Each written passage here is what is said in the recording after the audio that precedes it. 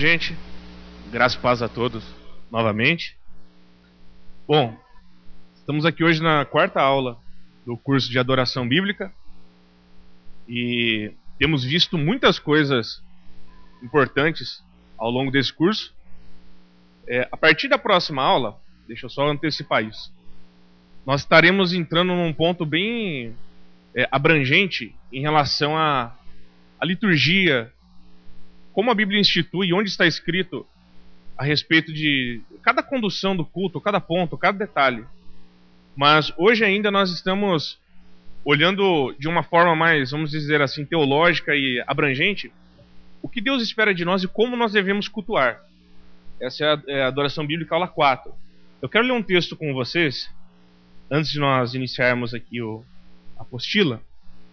Os irmãos receberam a apostila? Não? Não, ainda não, né? Okay. Vamos abrir a Bíblia, por gentileza, em Isaías, capítulo 1, no versículo 7, por favor. Isaías 1, capítulo 1, versículo 7.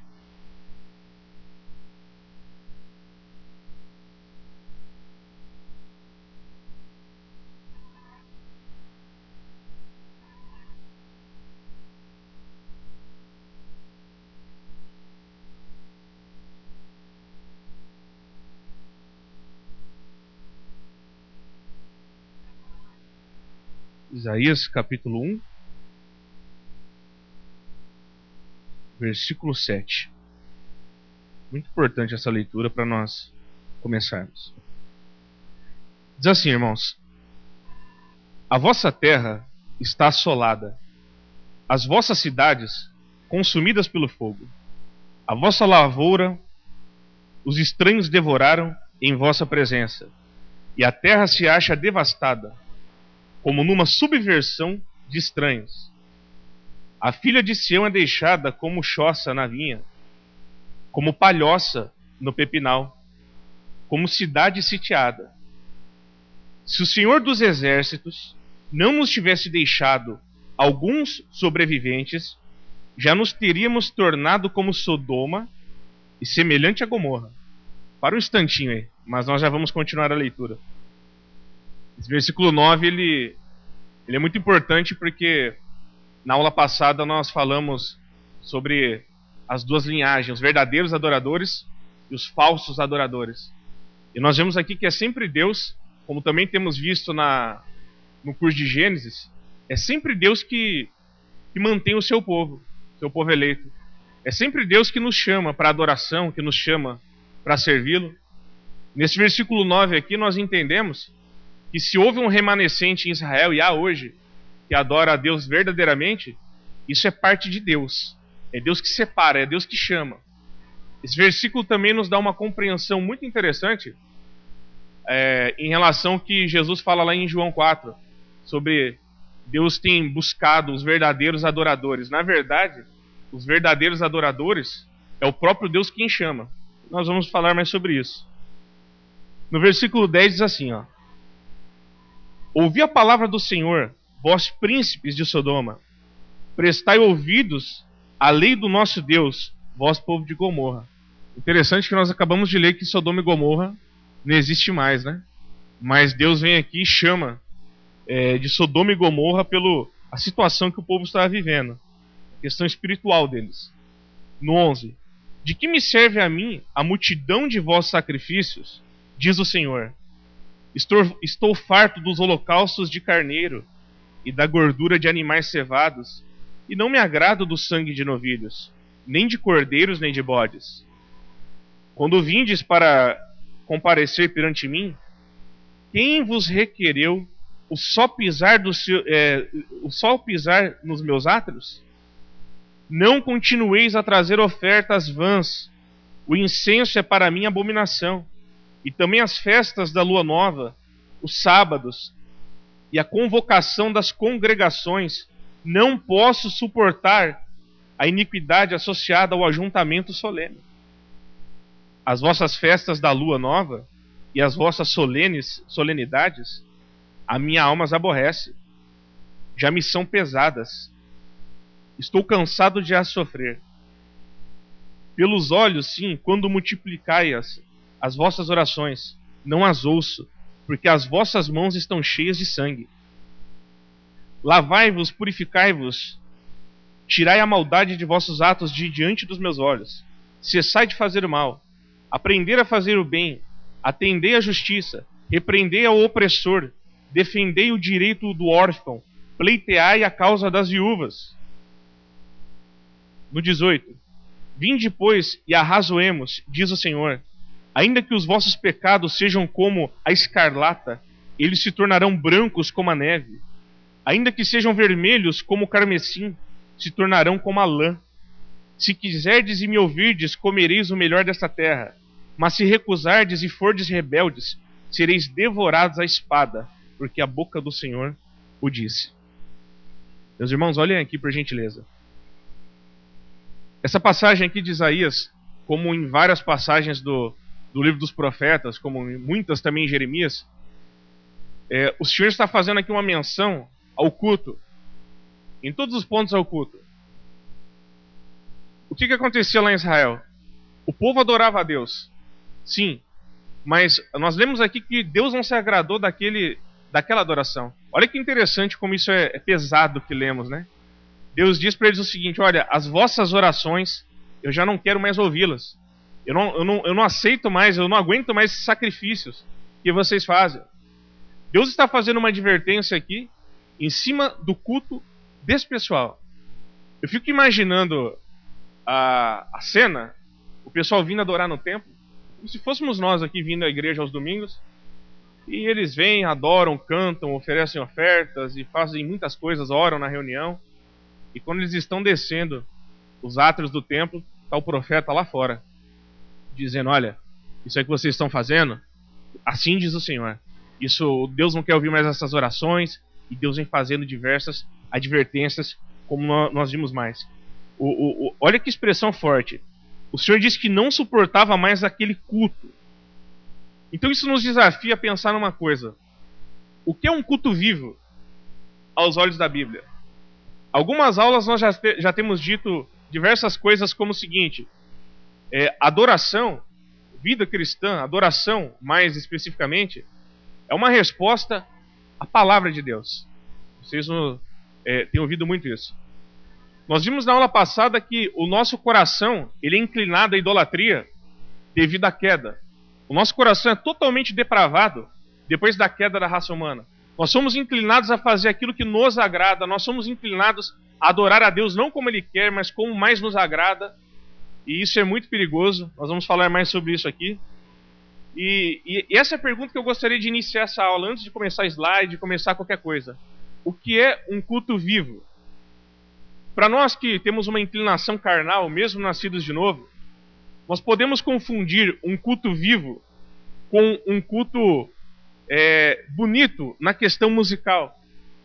Nós podemos confundir um culto vivo com um culto onde nós somos motivados por intermédio de palavras de efeito, palavras que surtem psicologicamente nos motivando. Nós podemos nos sentir motivados em um culto onde o ambiente se torna tão extraordinário devido à música, devido a uma bela melodia, devido talvez a um pregador muito carismático e eloquente, e muitas coisas. Mas só que a pergunta é: o que é um culto vivo aos olhos de Deus? O que é um culto vivo relatado, né, na Bíblia? A gente vive numa cultura, eu gostaria muito que os irmãos refletissem sobre isso, onde nós sempre ouvimos o seguinte, né? O que vale é você fazer um culto de coração. Olha, o que vale é você cantar, é uma adoração sincera. Se você falar de coração, se você fizer uma adoração sincera, Deus recebe, é o que está valendo, é o importante. É assim ou não é que nós ouvimos? É o que está na nossa cultura. Mas quando nós vamos para a palavra de Deus, nós vemos que não é bem assim.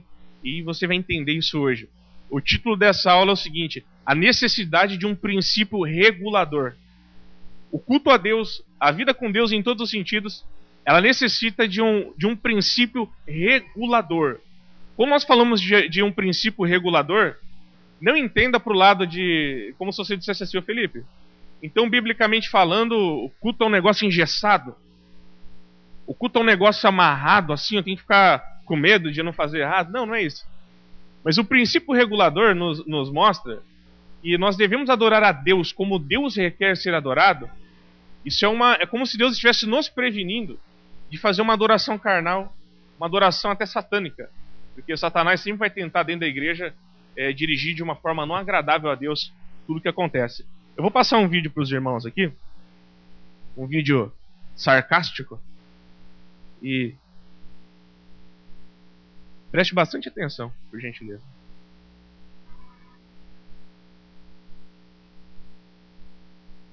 É legendado, mas é só prestar atenção. Tá faltando som. Vai lendo aí até ter o som, irmãos.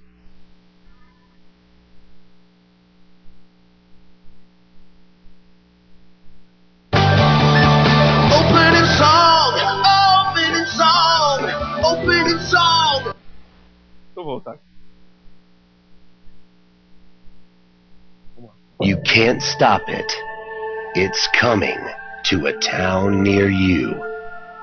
It used to be called contemporary. Some call it relevant. We're so cool, we call it contemporvent.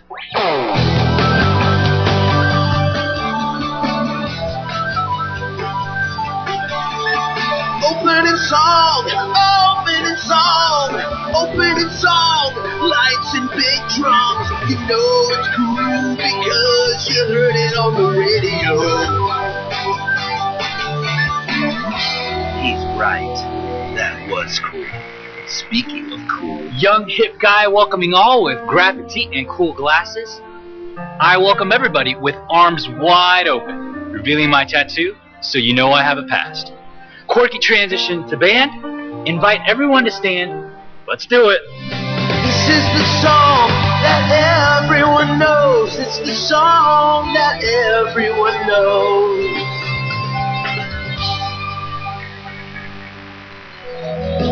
My new song, nobody knows. Nobody knows this song. I want you to learn this song and buy my record in the bookstore after the service. I just want to invite the ushers up as we prepare for our offering. Feel free to give if you feel led. It's between you and God, but we're tracking it.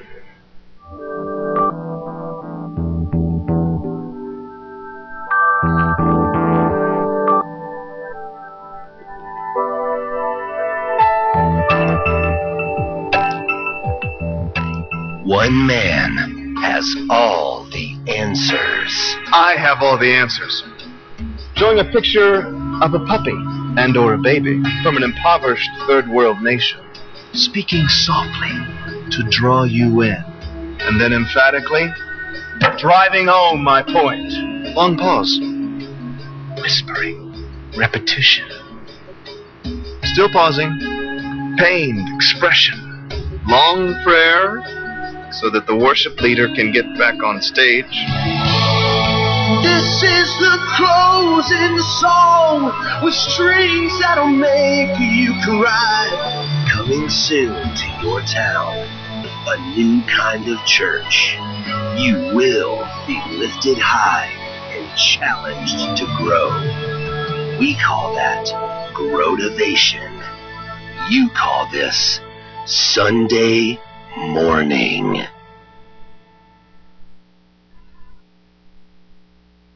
Ok. Você vê que é um vídeo meio irônico, mas que traz muitas verdades, né? A gente vive num tempo, meus irmãos, preste muita atenção. Eu gostaria que você prestasse muita atenção nisso. Porque quando nós falamos de culto, falamos de pregação, falamos de teologia, a gente sempre tem aquela coisa assim, né? Quando você fala de adoração, quando você fala qualquer coisa relacionada à igreja, é comum você ouvir as pessoas dizendo assim: eu não concordo com isso. Eu acho que não é bem assim. Eu acredito. Eu penso. Eu não sei se é bem assim. E nessa equação, nós temos uma palavrinha que nesse contexto ela é maldita. É a palavrinha eu. Desculpa o que eu vou dizer aqui, mas entendo o que eu quero dizer. Mas quem foi que disse que Deus está preocupado com o que você acha, com o que eu acho? Ok? Quem foi que disse que Deus está perguntando o que nós achamos, o que deixamos de achar? Ou seja, a pergunta não é o que eu acho, o que eu penso, o que eu isso, o que aquilo, o que aquilo outro. A pergunta é, o que Deus tem nos dito, nos ensinado, nos revelado na palavra dele? Eu sei que esse tipo de coisa é um pouco pesado, porque isso vai de encontro, vai contra a nossa, muitas vezes, percepção, a nossa cultura, os nossos hábitos, o nosso pensamento contemporâneo, que está cheio de psicologia. E eu não tenho nada contra a psicologia, mas a psicologia ela tem uma primícia eterna, que você tem que fazer aquilo que te faz feliz. E muitas vezes, o que é melhor para nós, e é o que Deus exige de nós, muitas vezes aparentemente não é o que nos faz feliz. Aparentemente. Porque aprendemos nas outras aulas que o nosso coração ele é inclinado para coisas que não são as coisas de Deus. Ok?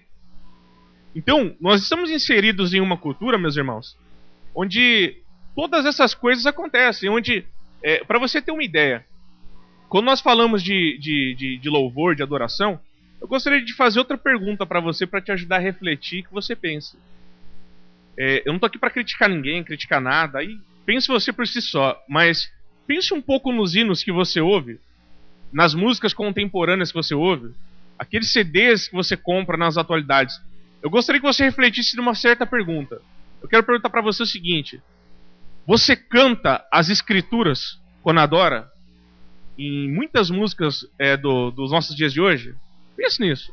Felipe, como assim eu canto as escrituras? Bom, existem muitas letras na atualidade que dizem, por exemplo, você vai pisar no diabo, o diabo vai cair, aquele que te viu pelas costas vai te aplaudir, e você vai passar por ele, e ele vai ver você pelas costas, e não sei o que lá. Quando eu ouço uma música dessa, eu paro e penso assim, né? Eu falo, pô, será que essa pessoa que escreveu essa música se converteu? Será que ela tem noção do que a Bíblia diz sobre várias coisas? É bonito, é legal, é interessante, psicologicamente é bacana, te coloca em um patamar psicológico legal, porque você para e pensa, é verdade, né? Eu fui tão humilhado na vida, aconteceu isso, aconteceu aquilo, mas olha, eu quero que fulano me veja realmente. Mas só que isso não tem nada a ver com a Bíblia. E se fosse para falar de hinos aqui, eu podia ficar uma semana falando sobre isso aqui. Mas eu quero que você pense, eu canto as Escrituras? Os Salmos nos mostram que as Escrituras, o Salmo é o nosso padrão de cântico. Os Salmos nos mostram alguns princípios, e o principal dele é o seguinte: aquilo que eu canto deve ser extremamente teologicamente correto, porque eu sou instruído pelo cântico. O cântico ele entra na nossa mente. Nós não estamos a todo momento ouvindo música por aí? Não sei se isso acontece com você ou é só comigo, acredito que não. Às vezes eu acabei de ouvir um louvor maravilhoso em casa, um hino, realmente um hino agradável a Deus, teologicamente correto. Aí eu passo de carro em algum lugar, passa alguém no último volume ouvindo uma música ridícula, horrível.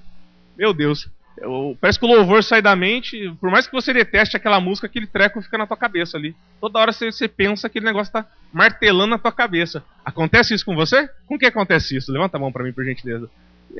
E aí você para e pensa, né? Fala, poxa vida, hein? Esse negócio do coração ser inclinado pro lado ruim é terrível. Mas é assim que acontece. A música, ela muitas vezes se torna a meditação dos nossos pensamentos. Então quando eu canto, isso tem que ser teologicamente correto. Eu tenho que cantar as Escrituras. Eu não posso. É muito difícil você ser uma pessoa que estuda a palavra de Deus corretamente e canta de forma distorcida. Na verdade, a maioria das igrejas nos dias de hoje, não tenho nenhum temor de falar isso, porque biblicamente é só você estudar. A teologia é teologiazinha de hino barato. É teologia de hinozinho para agradar as pessoas.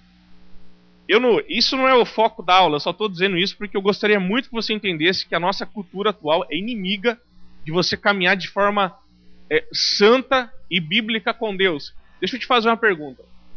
Eu jamais quero falar mal de alguma coisa, mas por exemplo, a Som Livre, ela vem e lança um CD gospel de algum cantor convertido. Ok, eu te pergunto uma coisa, Será que a Som Livre se converteu? Hã? Claro que não. Mas por que ela está lançando um CD? Porque tem uma fatia grande de evangélicos no mercado. Ok? Uma emissora, de repente, vem e começa a fazer shows gospels e... Aí eu pergunto, a emissora se converteu? Ela mudou a visão dela a respeito dos cristãos? Não. Por que aquilo? Porque tem uma parcela bacana de pessoas para ela atrair por intermédio daquilo ali. Então o que eu quero dizer para você e enfatizar novamente, o que regula o culto, a nossa vida, é a palavra de Deus, em todos os sentidos. Culto não é entretenimento. Grave isso. Culto não é entretenimento. Culto é um ato de adoração que nós fazemos. Deixa eu prosseguir aqui um pouquinho os slides. Opa. Nesse slide aqui, eu quero que você acompanhe comigo algumas colocações de Spurgeon, um pastor batista calvinista, que você deve ouvir muito sobre ele, que realmente foi um homem onde a graça de Deus foi abundante sobre ele. Ele diz assim, ó: se Cristo tivesse introduzido mais elementos festivos e agradáveis à sua missão, ele teria sido mais popular. Quando as pessoas se afastavam dele por causa da natureza perscrutadora e penetrante do seu ensino, mas eu não ouço dizendo, ou seja, Jesus não disse isso, né? Corre atrás dessas pessoas, Pedro, e diga a elas que teremos um estilo de culto diferente amanhã, algo mais breve e atrativo, com pouca pregação. Jesus se compadecia dos pecadores, preocupava-se e chorava por eles, mas nunca procurou diverti-los. Essas são palavras de Spurgeon. Pois bem, eu quero ler mais um texto com vocês. Isaías 8:19, por gentileza, meus irmãos. Isaías 8:19.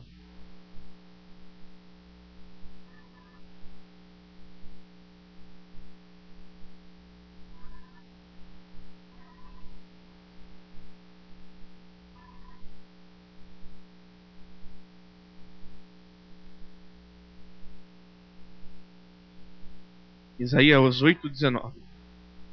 Diz assim, ó: quando vos disserem, consultai os necromantes e os adivinhos, que churreiam e murmuram, acaso não consultará o povo ao seu Deus? Vamos ler juntos esse último trechinho? Vou ler de novo o início e a gente lê junto. Não consultará o povo ao seu Deus? Ao favor dos vivos. Olha que pergunta. Não consultará o seu povo a Deus? Como é que a gente consulta a Deus nos dias de hoje? Palavra de Deus. Olha outra pergunta. Ao favor dos vivos se consultarão os mortos?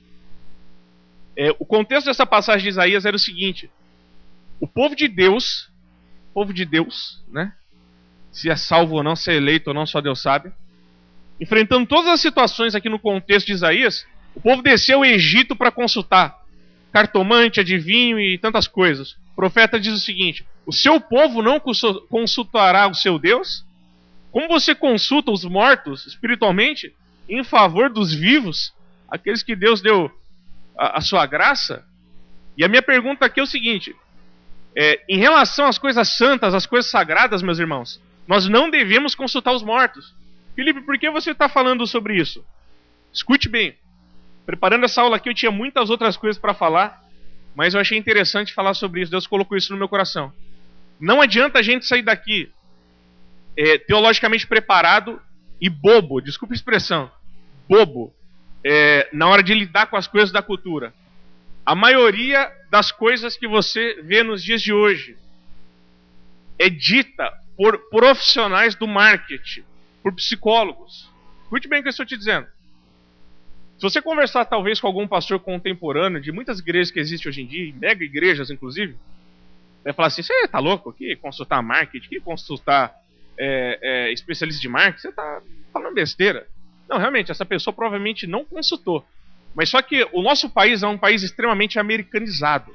Acho que nem os americanos são tão americanos igual nós somos, em algumas coisas. Aqui não consultaram, é bem possível, porque nós já pegamos o trem andando. Você está entendendo? Mas só que lá nos Estados Unidos, onde é o berço de muitas coisas, o tipo de pregação, de teologia predominante lá, que é o mesmo daqui, eles não consultam a Bíblia para muitas coisas. Eles consultam estratégias. Na verdade, há uma ideia contemporânea do seguinte: olha, o culto ele deve ser agradável aos ímpios.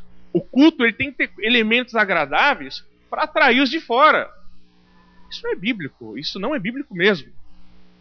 Muitas coisas que nós vemos ali são pessoas na parte da estratégia de marketing que preparou. E mais uma vez nós voltamos para esse texto.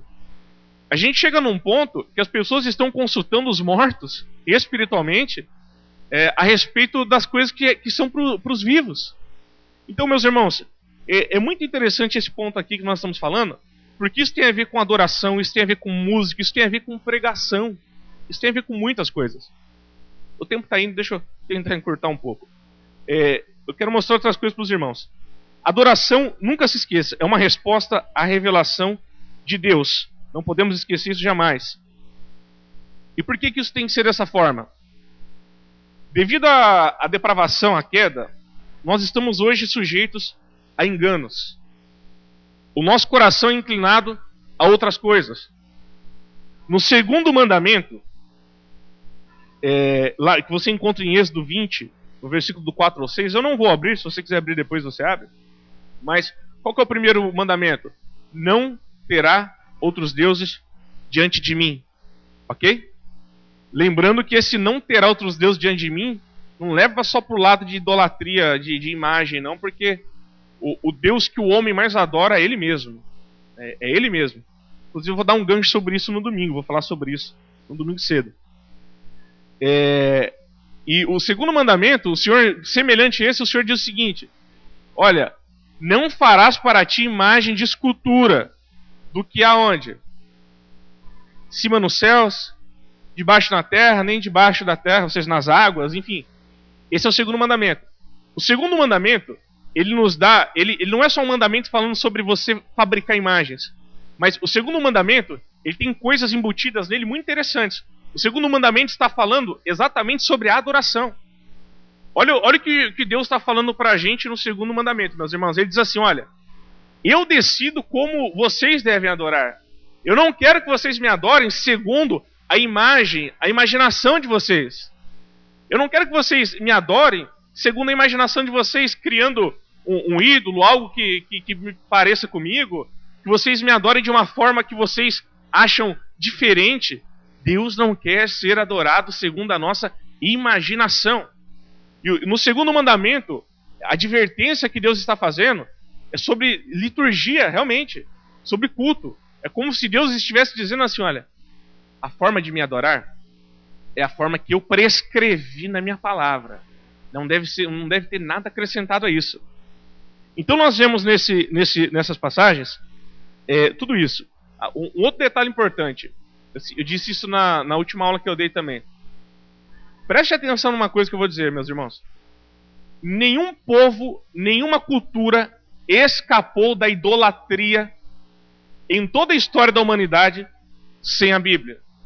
Em toda a história da humanidade, aonde a palavra de Deus não foi a base, o princípio, o princípio das coisas de Deus, houve idolatria. Faz um pensamento rápido e analítico aí para você ver. Todas as culturas, todos os povos que existem na Terra, de todas as épocas, ninguém escapou da idolatria de alguma coisa. Ninguém deixou de criar um Deus, criar coisas, criar a sua própria imaginação, coisas para serem adoradas, formas de adorar a Deus, sem a Bíblia. Somente a Bíblia livrou o ser humano da idolatria. É ou não é verdade? É só você fazer uma análise sobre isso. Deixa eu caminhar aqui, meus irmãos, que ainda tem bastante coisa para a gente ver. Precisamos de instrução infalível e vinda do próprio Deus. A revelação que nós temos na Bíblia. Deixa eu ler isso aqui com os irmãos. Visto, porém, ser depravada a natureza moral do homem, bem como pervertidos seus instintos religiosos e suas relações com Deus interrompidas pelo pecado. Bom, deixa eu parar aqui um instantinho. O que esse trecho aqui que lemos estamos dizendo? Eu quero que isso seja bem compreendido. Depois da queda da raça humana, os nossos instintos estão comprometidos. O que é instinto? Instinto é aquilo que nós temos por natureza. Instinto é algo que é semelhante ao que falamos em outra aula. Embora a queda nos deformou espiritualmente, nós temos aquele ímpeto, aquela influência no nosso coração e temos que adorar algo. Não o Deus verdadeiro, mas que temos que adorar algo. Por isso que o ser humano é voltado para a religião. Então, os nossos instintos, eles são totalmente inclinados a nos agradar, a nos afastar de Deus e fazer as coisas de Deus conforme a nossa própria imaginação. Por que isso é perigoso? Porque quando nós não temos um princípio regulador, que é a palavra de Deus, nós somos inclinados a inserir no culto, inserir na vida cristã, inserir coisas que nos agradem, coisas que são antibíblicas. Não se esqueça que lemos em Isaías, no capítulo 1, no versículo 7, no início da aula, que aquele povo orava. Não tem gente que diz assim, quanto mais oração, melhor. Realmente, mas se for de uma forma que agrada a Deus. Tem gente que diz assim, olha, quanto mais culto tiver, melhor. Porque quanto mais culto, olha, depende da qualidade. Depende se Deus está recebendo aquilo, porque senão, isso não adianta. É por isso mesmo evidente que se faz necessário uma explícita, positiva revelação. Olha essa palavrinha aí, ó. Para prescrever os princípios e os métodos segundo os quais esse culto e ministério poderão ser prestados. Esse servo de Deus que falou muito sobre esse assunto de adoração, ele faz essa colocação sobre prescrever, pois o homem, nós precisamos verdadeiramente de um parâmetro bíblico para adorarmos.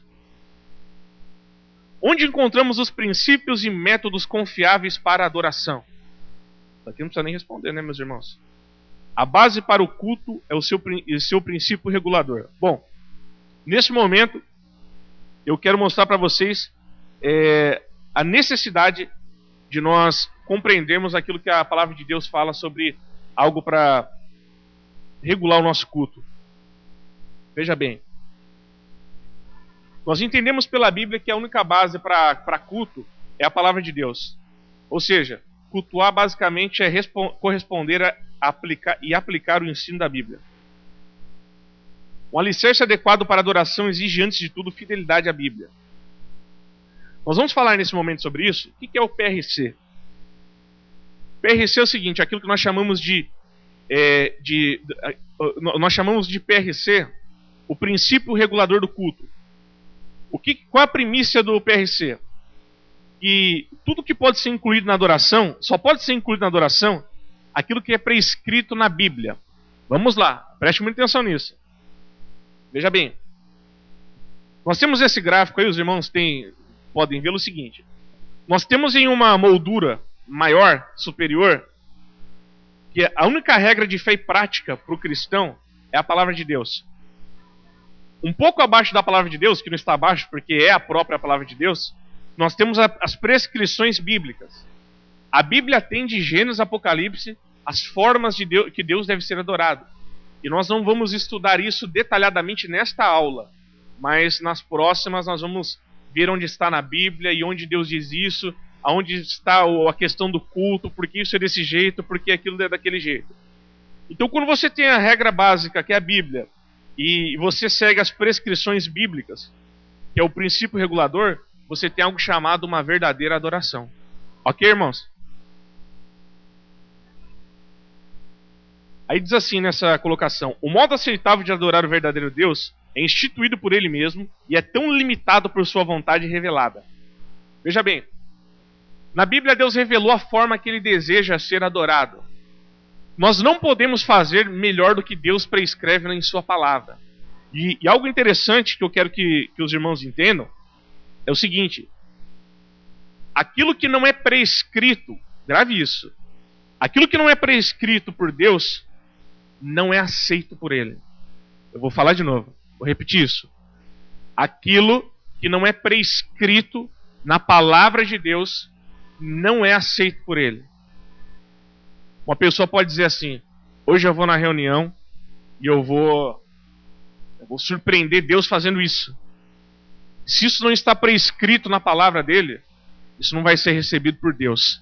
Porque Deus só recebe aquilo que é prescrito na sua palavra.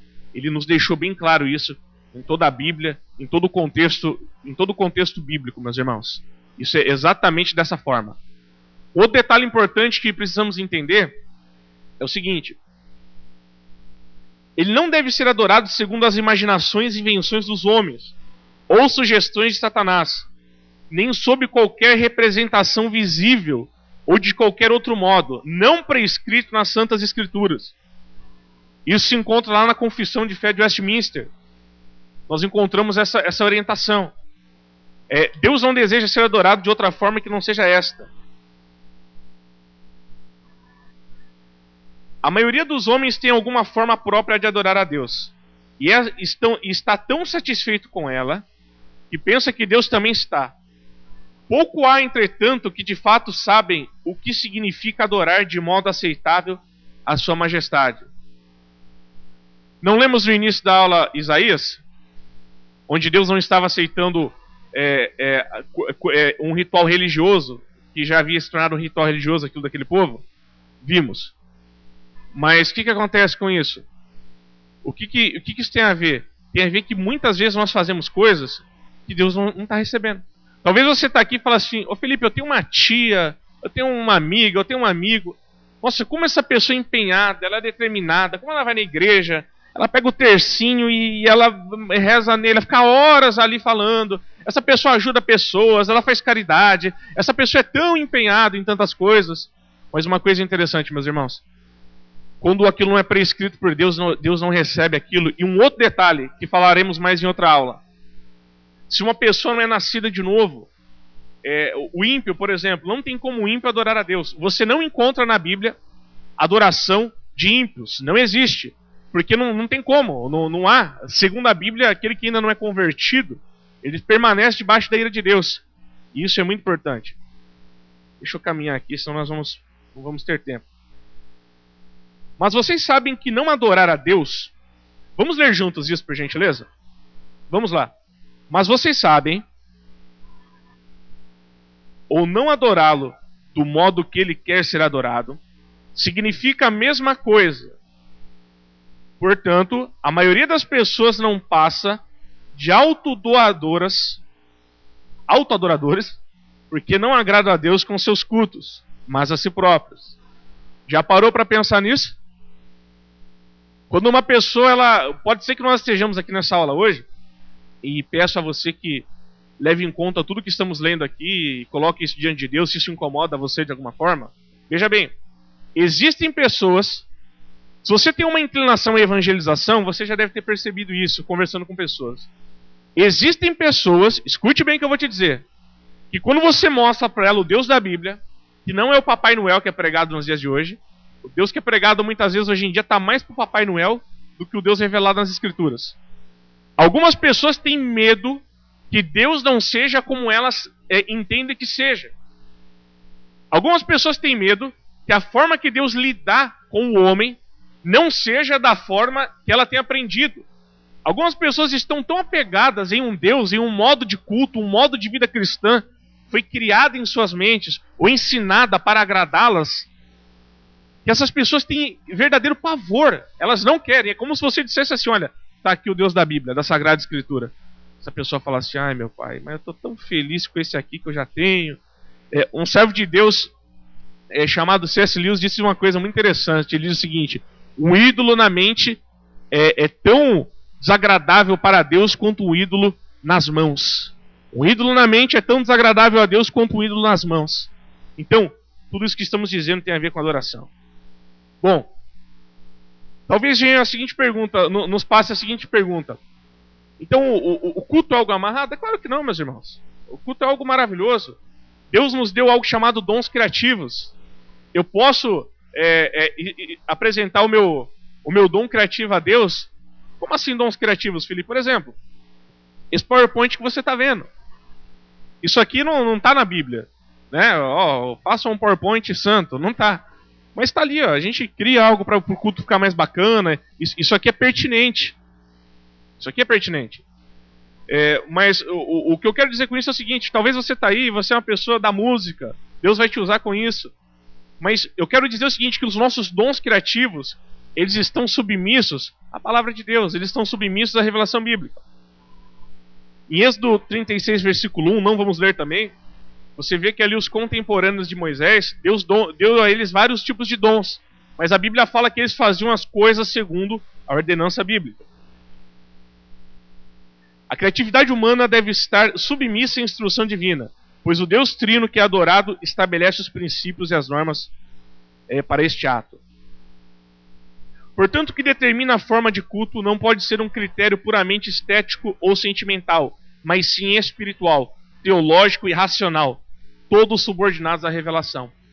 Muitas vezes nós não somos inclinados a falar assim: eu me senti tão bem no culto hoje, poxa, esse culto me agradou hoje, eu me senti tão bem na reunião. Outros dias você pode dizer assim: a reunião não falou muito comigo hoje, não, eu não me senti tão bem. Não use de parâmetro para a sua adoração com Deus a questão das emoções. É óbvio que a adoração tem emoção, senão não é adoração, isso mexe conosco. Mas o que eu quero dizer é o seguinte: você não pode analisar as coisas de Deus baseado nisso, nós temos que basear teologicamente. Deixa eu correr aqui, meus irmãos, pro mais importante. Bom, o que é princípio normativo do culto? Pode ser incluído no culto tudo aquilo que não for proibido pelas Escrituras. Vou encerrar nesse slide. Qual que é a diferença entre os princípios reguladores e normativos do culto? Olha aqui para mim, por favor, meus irmãos. Isso aqui é muito importante. Princípio regulador do culto é tudo aquilo que a Bíblia fala. Por exemplo, há muitas igrejas que eles entendem o seguinte: eu posso fazer na reunião tudo aquilo que a Bíblia não proíbe. Presta atenção.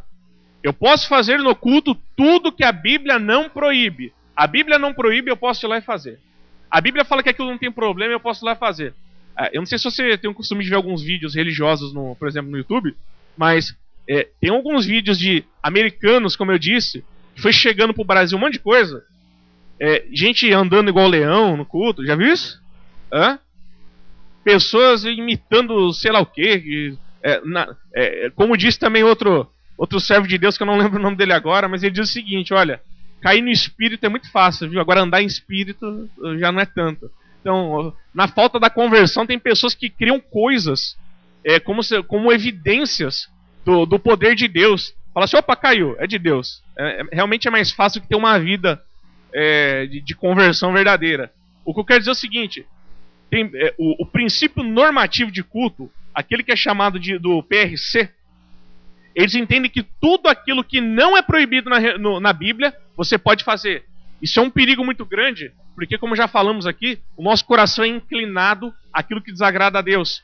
Satanás entra fácil dentro da igreja e corrompe a mensagem, corrompe a teologia, corrompe a adoração, quando nós damos espaço para a imaginação humana. Isso é muito evidente.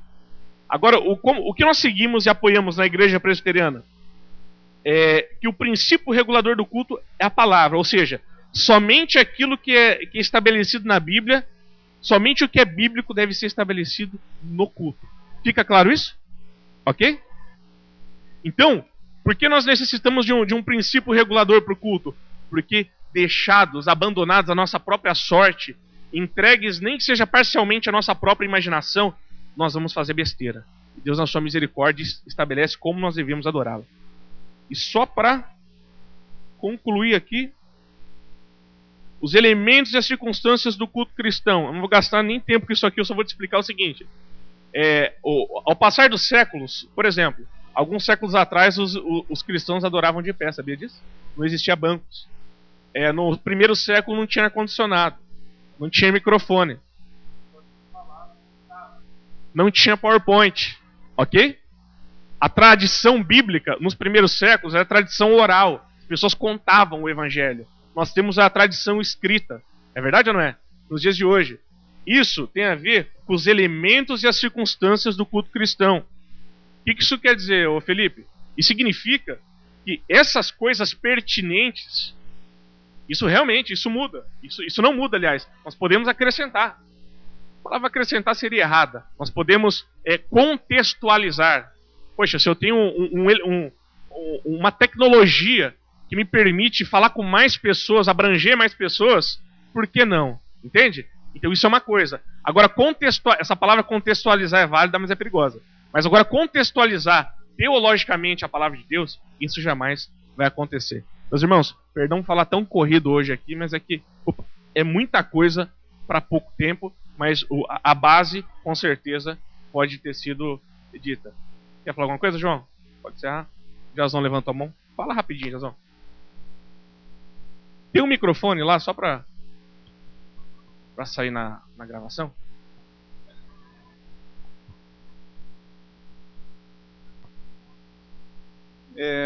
Já que está encerrando, eu gostaria só de fazer uma colocação.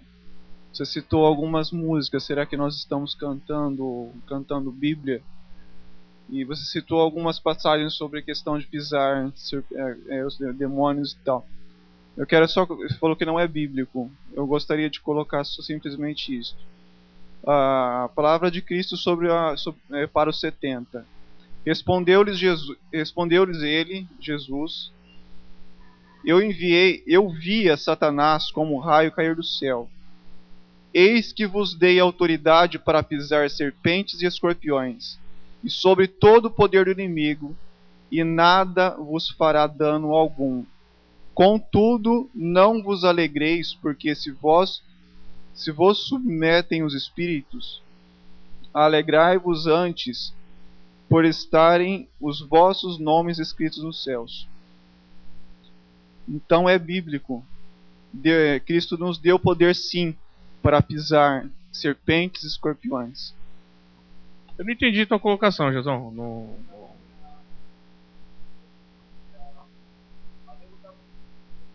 Ah, tá, entendi. Eu citei o contexto contexto de algumas músicas. Coloca o seguinte: que nós, como se Deus não fosse soberano, né? E nós fazemos todo o trabalho. E na verdade, o que eu quero dizer é que, com isso, é que muitas músicas têm verdades e inverdades. Mas, respondendo o que você está dizendo, na verdade nós não pisamos em nada. Isso aí você está meio fora do contexto. Você não tem tempo para falar sobre isso, é chato falar corrido. Isso que você colocou está bem fora de contexto. Vou te explicar o porquê. Em lugar nenhum da Bíblia, nós temos um cristão falando diretamente com Satanás, a não ser para expulsar uma pessoa já endemoniada. Lá no livro na Epístola de Judas, quando Judas fala de quando Satanás brigou com o arcanjo Miguel pelo corpo de Moisés. Leia depois a Epístola de Judas. O próprio arcanjo Miguel, que é um ser não caído como nós somos, ele diz que o Senhor te repreenda, Satanás. Ele não chegou e falou assim: em nome de Jesus eu vou expulsar a legião que habita em São José do Rio Preto. Entende, meus irmãos? Uma pessoa endemoniada é uma coisa, isso é diferente. O que Cristo quis dizer é algo um pouco diferente. Mas na próxima aula, o reverendo Misael estiver aqui ou eu, você pergunta isso aí de novo aí, que nós temos que obedecer o tempo ali. Ok, meus irmãos? Vamos ficar de pé para orar e já encerrarmos?